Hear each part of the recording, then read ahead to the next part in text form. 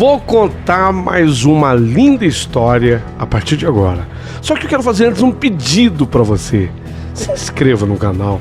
É um gesto tão simples para você e tão significativo para o canal. Entra no canal, se inscreva, curta, põe o teu joinha, acione o sininho. Para nós isso é muito importante. O canal ganha força e muito mais histórias a serem contadas. Por favor, se inscreva no canal. Agora, prepara o coração, porque a história de hoje é linda.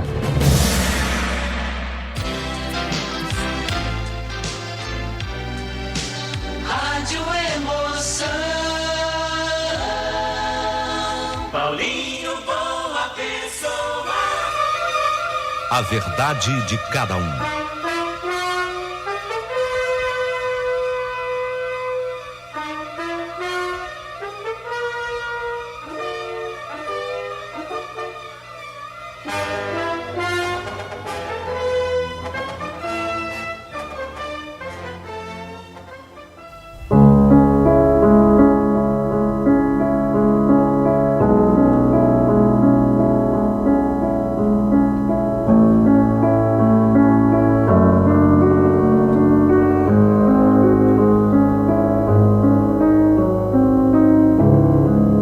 Meu querido amigo Paulinho Boa Pessoa, olha, hoje eu quero me abrir com você, me abrir com o seu imenso público e contar para vocês a minha verdadeira história, que foi marcada por duas cartas, duas cartas.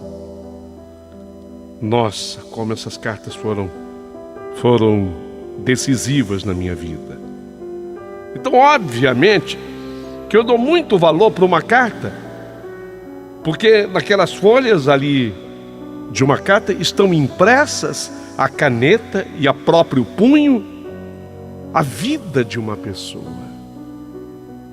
a própria vida de uma pessoa. Hoje, eu vou provar para você que está me ouvindo, você que está escutando a minha história, a importância dessas duas missivas.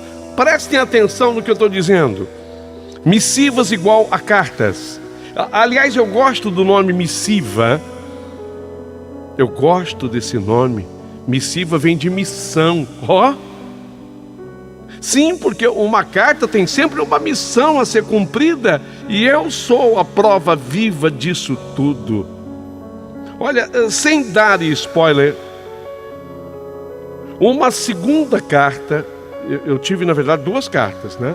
Então, sem dar spoiler, eu quero dizer que se fosse apenas a primeira carta, eu teria sido, apesar de todos os pesares, feliz.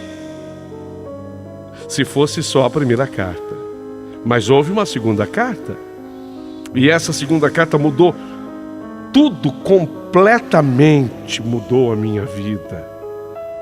Mas mesmo com a segunda carta, ainda assim, I will survive. Eu sobrevivi. I will survive. Eu sobrevivi. Eu estou aqui, firme, de pé, cabeça erguida, para contar para vocês a minha vida baseada nessas duas cartas. Mas afinal, você deve estar perguntando, que cartas são essas? Vamos à história. Vamos à história e você vai entender absolutamente tudo a partir de agora.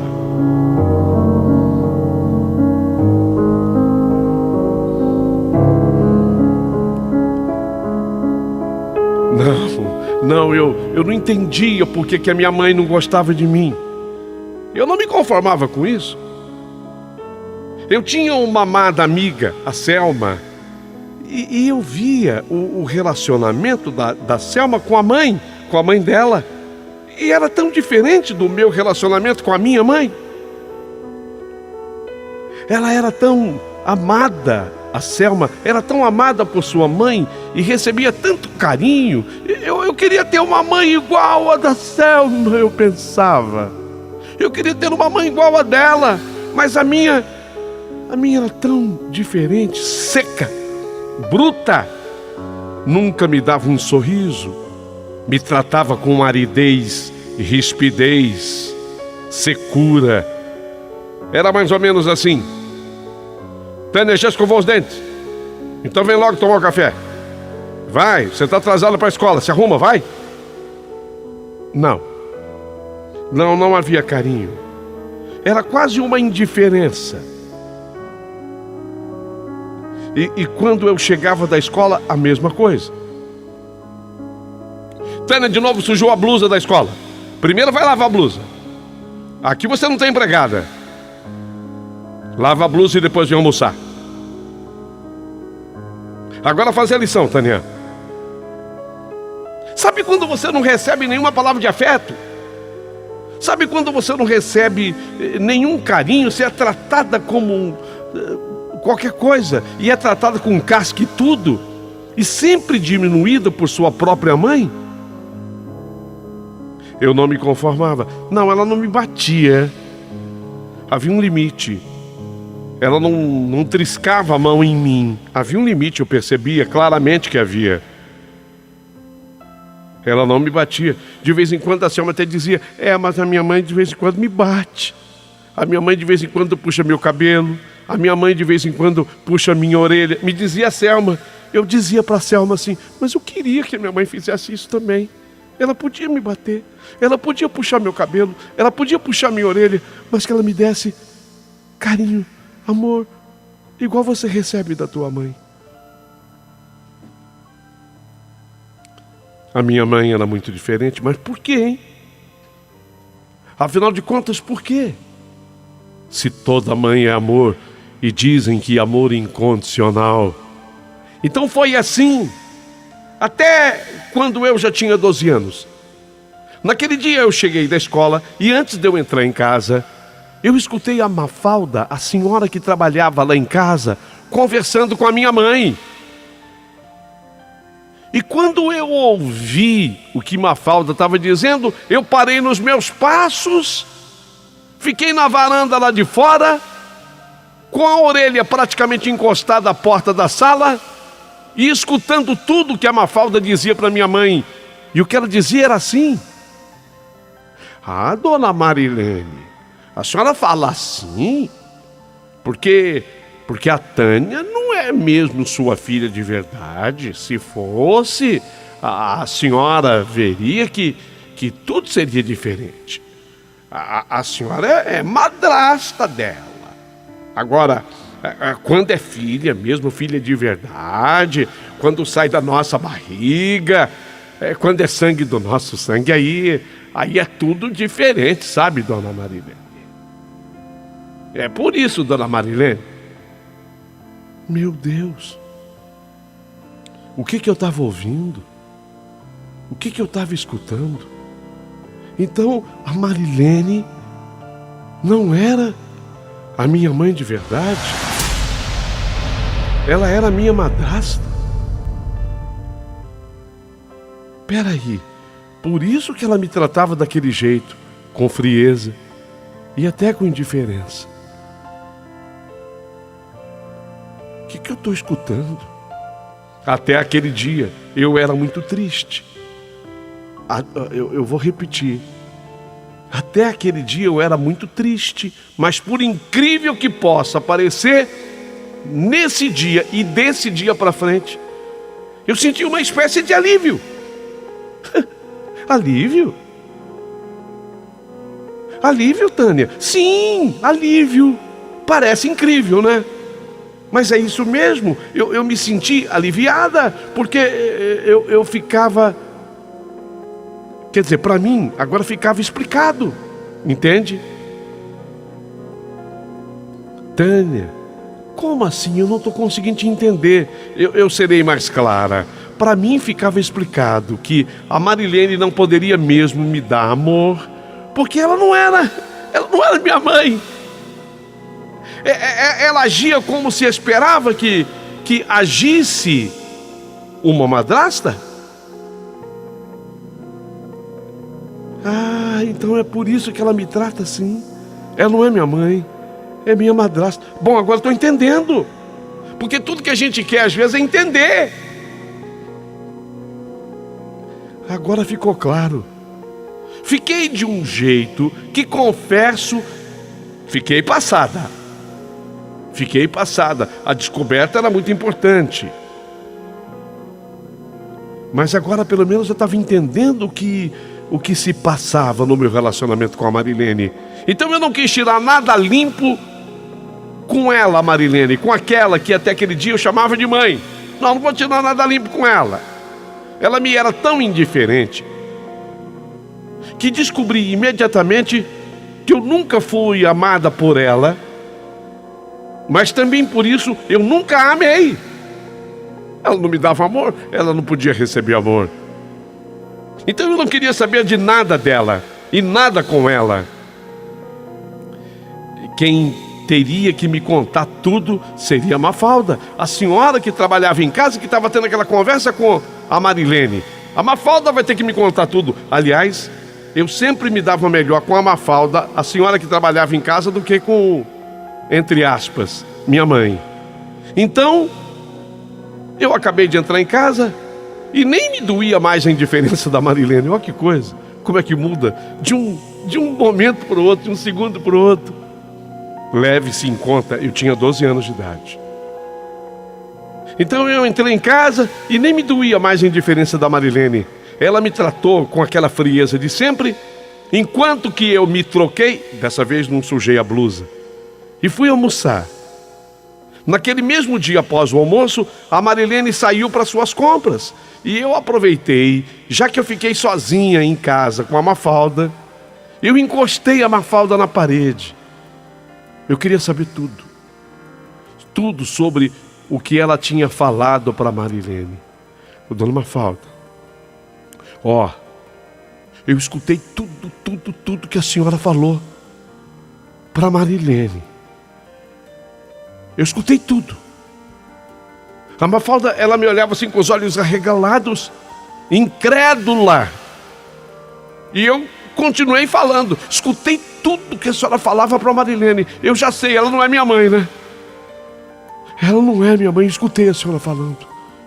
Eu quero saber, me explica tudo. Como é que a senhora ficou sabendo disso? Como é que a senhora descobriu isso? A Mafalda, ela tentou engolir as palavras, mas já era tarde. Palavras acompanhadas de som saem da boca e elas não voltam jamais. E se entram em ouvidos sequiosos por saber, curiosos ao extremo, é preciso repetir essas palavras. Não houve desculpa que me acalmasse. Ela tentou. Eu tinha 12 anos, ela tentou. Ela tentou sair pela esquerda, pela direita, pelo centro, tentou me driblar. Não dava, sem outro jeito, a serviçal Mafalda. Achou que era hora de contar tudo, mesmo correndo o risco de perder o emprego. Ela corria esse risco. Mas tem coisa que é mais importante. Ela sentiu que não escaparia de mim sem me contar o que sabia. Mas não era só isso. Principalmente, ela sabia de tudo, não só de ouvir dizer, porque ela tinha escutado falar muita coisa a esse respeito, mas não era só isso. Não era só o ouvir dizer. Principalmente, ela tinha lido a carta. A primeira carta. Ela tinha lido a carta que ficava escondida entre as roupas de meu pai, que era ela quem cuidava. Ficava no bolso interno de um paletó, esquecido num cantinho do armário dele. E Mafalda lera a carta, porque ela não podia resistir ao segredo que uma carta escondida entre as roupas de papai trazia. Não se esqueça nunca que carta é uma missiva, e carta tem uma missão. Eu não me conformei apenas com as palavras de Mafalda, eu também queria ler a carta. Eu tinha 12 anos. Dominava muito bem a leitura. Por incrível que pareça, a Mafalda entregou a carta trêmula, as mãos trêmulas. E eu apanhei aquela carta e quis lê-la in toto, inteira. Por incrível que pareça, foi um peso que eu tirei do coração. Volto a repetir.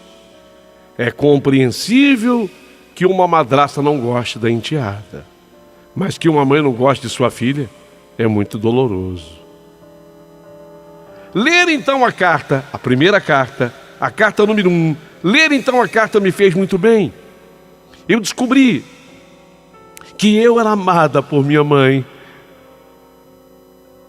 E você que está ouvindo, nem pode imaginar que diferença isso faz na vida de uma pessoa. A minha mãe, ela me amava. Ou melhor, a minha mãe, ela me havia amado e muito. E por que não dizer, o meu pai também, do seu jeito omisso, mas o meu pai também me amava.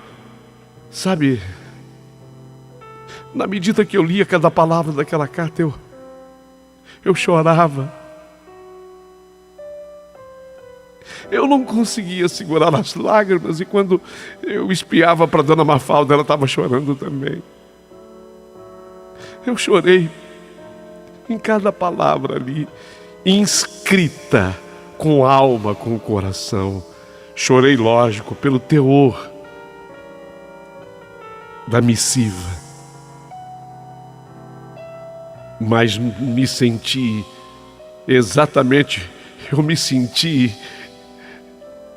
quando eu terminei de ler a carta, eu me senti exatamente como a minha amiga Selma se sentia. Eu era amada também pela minha mãe, tal qual ela era. Esse era o meu sonho. Eu também queria uma mãe que me amasse. Eu também queria uma mãe que me amasse. E eu pensava que eu não tinha. Marilene nunca me amou. Nunca me amou. E nem nunca conseguiria me amar. Mas agora eu sabia que ela não era minha mãe. Que bom que ela não era. Ela era minha madrasta. Pelo menos ficava justificado. Mas eu sei que vocês querem saber o que dizia aquela carta. Até porque a carta explicava tudo, absolutamente tudo. Pelo texto da carta, eu fiquei sabendo que a sua portadora, quer dizer, a pessoa que levou a carta, a sua portadora fora a minha madrinha Terezinha. Foi ela, Terezinha, minha madrinha, quem trouxe a carta e entregou a meu pai. Ah, mas a minha madrinha não trouxe apenas a carta. Junto com a carta, ela trouxe uma menininha de 2 aninhos. E a menininha que ela trouxe de 2 aninhos junto com a carta era eu. Imagino que foi esse dia na vida do meu pai. A carta fora escrita de próprio punho pela minha mãe. O nome da minha mãe, Rita. Esse é o nome dela, Rita. Rita era minha mãe. Na carta ela dizia o quanto me amava. E na carta se percebia manchas nas letras escritas com tinta azul. Aqueles borrões. Manchas. Ela explicava e pedia desculpas. Aquelas manchas eram provocadas por suas lágrimas que caíam na hora que ela escrevia. Era profunda a sua tristeza a ter que abrir mão de mim.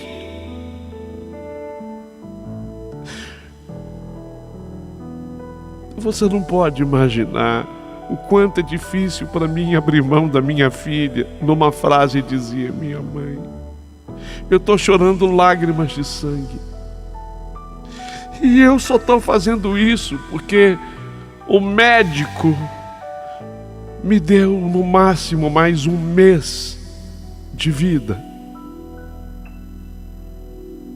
Mas eu sei que o médico exagerou.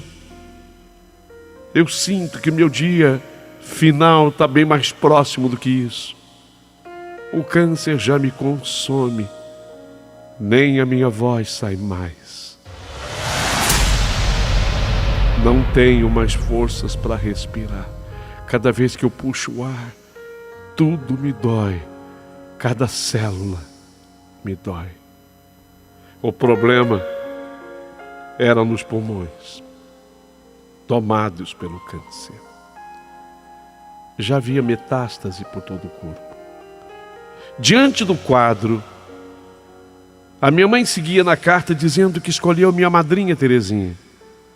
A Terezinha já era minha madrinha. Missão de madrinha para que ela me levasse até o meu pai.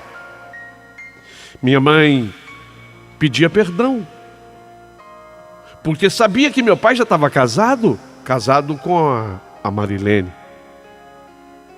E que jamais ela faria isso se ela tivesse outra opção. Não tinha. Jamais eu faria isso se eu tivesse uma outra opção, mas eu não tenho. Então eu te peço, cuida da minha filha. Mas olha, escuta, você vai cuidar da minha filha com tudo o que for necessário. Você não vai deixar faltar para minha menina nada, absolutamente nada, porque se isso acontecer, se você deixar faltar qualquer coisa para minha menina, se isso acontecer, eu, mesmo estando em outro plano, eu não vou te dar sossego, eu não vou te dar paz. Nem que eu tenha que ir para o inferno, nem que eu tenha que encarar capeta, eu não vou te dar sossego. Não duvide você do amor de uma mãe, mesmo depois que uma mãe morre. Porque ainda assim, mesmo depois de morta, uma mãe seria capaz de vingar-se a qualquer maltrato feito à sua filha, ao seu filho. E minha mãe dizia ainda na carta, no fechamento: eu amo a Tânia mais do que a minha própria vida. Se eu sofro com a proximidade da minha morte, não é porque eu vou deixar esse mundo, mas porque eu vou deixar minha filha. Digo-lhe, cuida da minha filha. Com todo carinho, com todo amor, com todo esmero. Não deixe faltar nada a ela. Senão, eu volto para me vingar. Eu li essas palavras, eu chorava. Meu Deus, como eu era amada pela minha mãe, eu não sabia disso. Até aquele dia eu não sabia disso. Meu Deus, como a minha mãe me amava. Ou seja, a carta, ao mesmo tempo que era triste, ela era também um alento. Para mim era, porque eu não me imaginava amada, sabe? E agora sim, a minha mãe me amava. E eu entendi, aliás, eu fui entender anos depois, que em todas essas ameaças da minha mãe, nas entrelinhas, era amor. A minha mãe estava querendo dizer o seguinte: ó, eu sou o escudo dela. E quero continuar sendo mesmo depois de morta. Você faz o que eu estou te pedindo, senão... Óbvio que a minha mãe não tinha nenhuma certeza disso, é lógico que não. Mas era o desespero de quem ama, sabe? É isso que é preciso entender. Era o desespero de quem ama. A minha mãe fazia isso em nome do amor. Ela foi obrigada a ameaçar. Nesse dia, eu dei graças a Deus que a Marilene demorou muito nos afazeres na rua, porque eu chorei tudo que eu tinha para chorar. A Mafalda, a senhora que trabalhava lá em casa, chorou comigo. Quando eu terminei de chorar naquele dia, eu tinha só 12 anos. Eu tinha concluído uma coisa, eu havia chegado a uma conclusão. Eu não queria mais ficar morando naquela casa com a Marilene. Eu não queria mais continuar ali. Ela era uma madrasta indiferente à minha pessoa e, honestamente, isso é pior do que uma madrasta má, sabia? Dói mais a indiferença do que um tapa. Estou falando bobagem? Sei lá, mas a indiferença dói mais. A carta me fez entender que outra pessoa nessa história também me amava bastante. Era minha madrinha, a Terezinha, que sempre me tratou com muito carinho, com muito amor. Como eu havia descoberto tudo através da carta, papai nada pôde negar, nem tampouco a minha madrinha. Eles confirmaram que Rita, minha mãe, 2 dias... Ouçam bem isso, por favor. Meu pai e minha madrinha confirmaram que minha mãe, presta atenção, 2 dias depois de ter me entregado nos braços de minha madrinha com aquela carta, 2 dias depois a minha mãe morreu. A minha mãe faleceu. A Rita morreu. O que era muito triste. Mas ela me amou acima de tudo. Então eu falei para o meu pai: pai, não quero mais continuar aqui nessa casa. Papai ainda insistiu para que eu ficasse. Mas também sabia que, apesar da minha pouca idade, 12 anos, eu tinha forte personalidade. Foi quando ele me propôs aquele colégio interno. O colégio se chama Sagrado Coração de Maria. Era dirigido por irmãs de caridade e ficava no município vizinho ao nosso. Eu fui lá conhecer o colégio, sabe? E eu gostei muito de lá.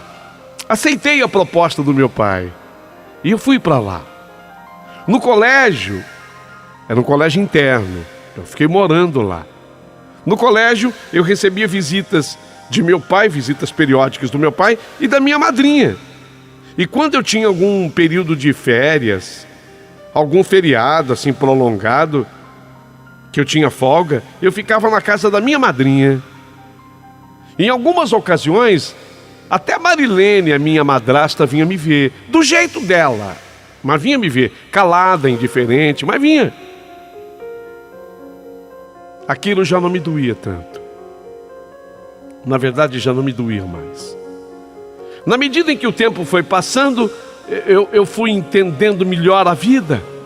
Cheguei a questionar o meu pai se em algum momento ele teve dúvida a respeito da paternidade sobre mim. Pai, o senhor chegou a desconfiar em algum momento que eu fosse de verdade sua filha? Meu pai me respondeu que jamais isso aconteceu. Jamais, pois fora a minha mãe a mulher mais correta que ele já conheceu. E a mancha de café na minha virilha, do lado direito, era a mesma que meu pai também tinha. Fiquei nesse colégio até que eu completei 18 anos de idade. Portanto, foram 6 anos lá. Quando me formei, meu pai, orgulhoso, estava presente. Deu-me um abraço emocionado e um anel para eu colocar no dedo. E até ajudou a arrumar emprego. Com a formação do colégio, eu fui trabalhar numa agência bancária e escolhi morar na companhia da minha madrinha Terezinha, que sempre foi um amor comigo. Foi lá no ambiente do banco que eu conheci o Hernani, lá no banco. Eu me apaixonei por ele. E quando a paixão pelo Hernani aconteceu, eu tinha 20 anos. E Hernani, mais maduro, ele tinha 32. Não, o Hernani, ele não era um bancário nato. Não era, não. Na verdade, o Hernani era um estranho no ninho. O Hernani, ele tinha conseguido aquele emprego lá no banco por influência do gerente da agência, que também era diretor de um time de futebol. O Hernani, ele era um jogador de futebol frustrado. Ele queria ter jogado em grandes times. Queria ter jogado. Chegou, inclusive, a fazer parte do elenco do Vasco da Gama, no Rio de Janeiro. Mas ele não teve chance no grande clube, especialmente depois de uma contusão no joelho. Jamais atuou pelo Vasco da Gama, a não ser em amistosos. Ele tinha amizade, inclusive, com jogadores que faziam parte do elenco na época. Então era comum ele receber telefonemas de jogadores que se tornaram conhecidos. O mais amigo dele nessa época era o Zanata, eu me lembro muito. É um nome que eu não esquecia, porque ele falava assim, o Zanata. Ele ligava lá na agência bancária para falar com o Hernani. Meu Hernani tentou depois clubes menores, mas o joelho sempre atrapalhava a vida dele. Mas ele era muito bom de bola, sabe? E ele acabou indo jogar num clube amador da nossa cidade. Como ele precisava ganhar, o gerente do banco, que era presidente do clube, arrumou para ele um emprego lá na agência.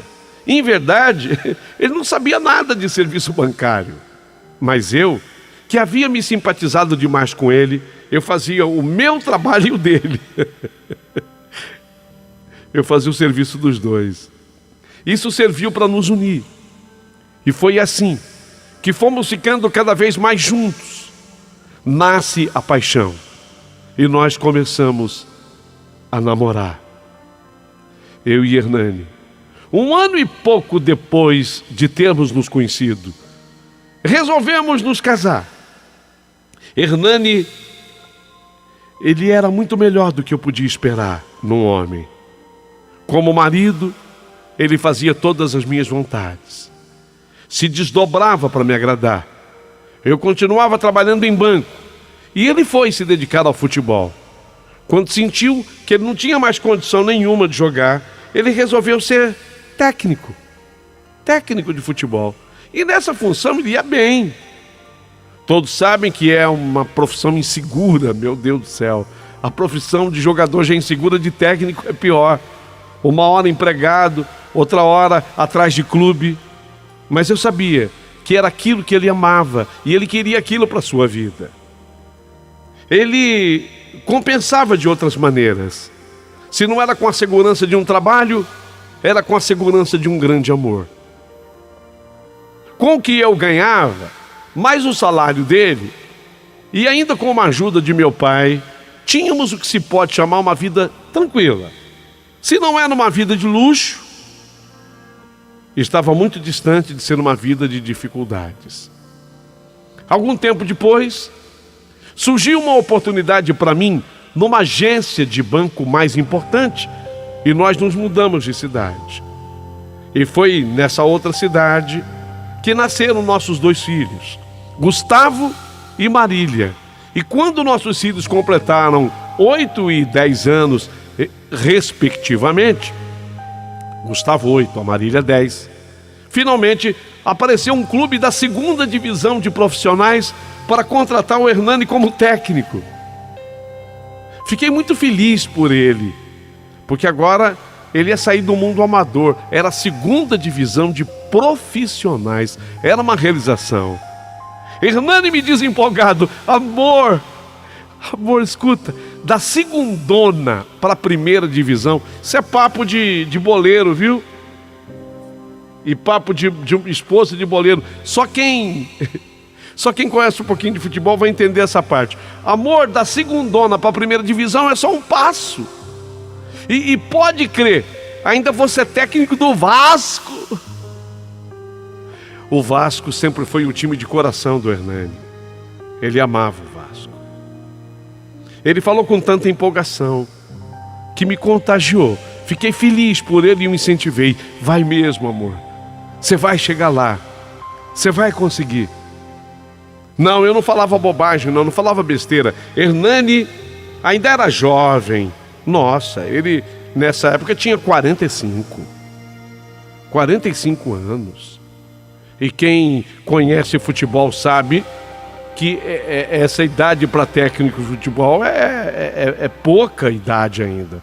45 anos, nossa, tinha muito pela frente.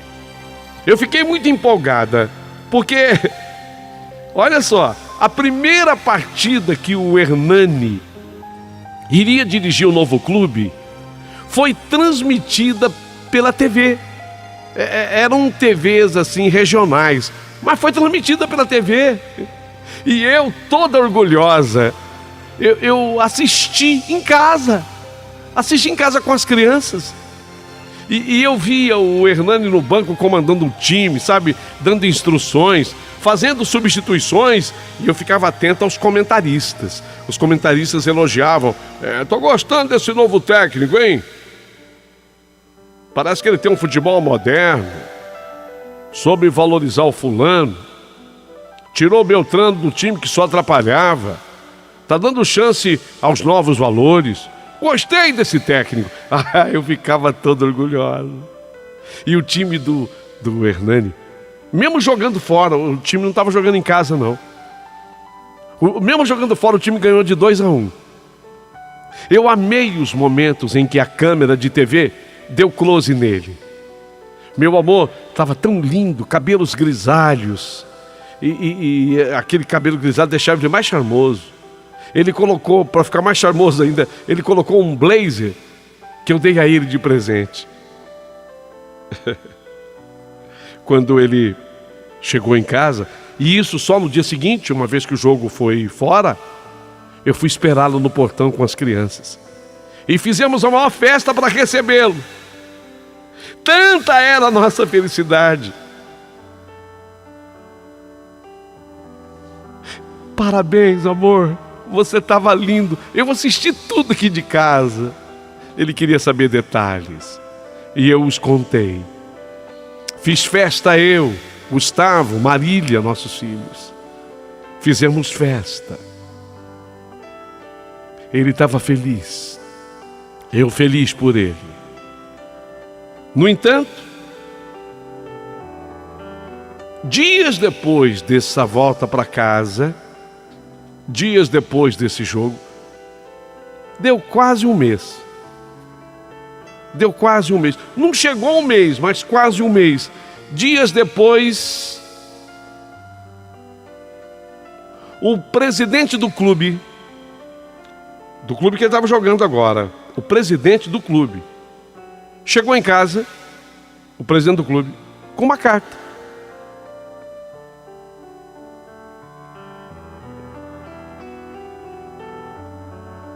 Bom dia, tudo bem, Hernani? Ô, presidente, quanta honra de receber o senhor aqui.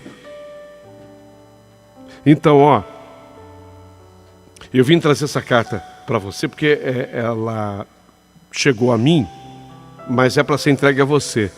E como está escrito aqui, urgente, eu vim trazer a carta para você. Ah, para mim? Puxa. Ô, presidente, não precisava se preocupar. Eu pegava depois no clube e falou, não, fiquei com medo. Sei lá o que é, né? O senhor tem razão. Eu da onde estava, eu vi o Hernani pegar a carta das mãos do presidente do clube. E esta é a segunda carta da minha história. A segunda carta. A segunda missiva, a outra missão de uma carta na minha vida.